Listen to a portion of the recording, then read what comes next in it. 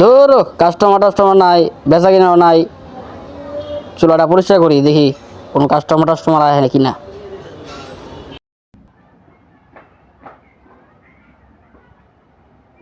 ময়লা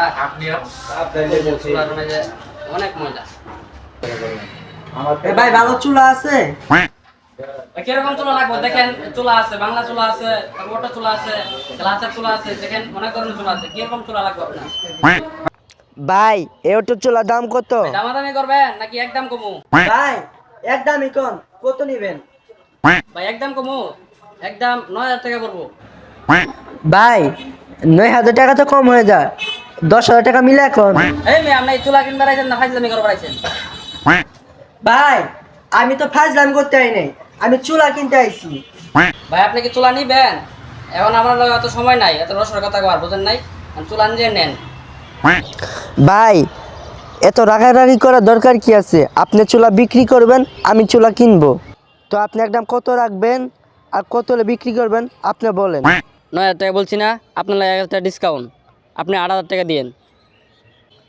ভাই টাকা 3,000 দেই। এই মেয়ে আর এই গুলিস্তানের দোকান পাইছেন যে দামাদামি করবেন? এটা যা নিবেন সব একদম, এটা উত্তরা সোয়েল স্যানিটারি, যা নিবেন একদম।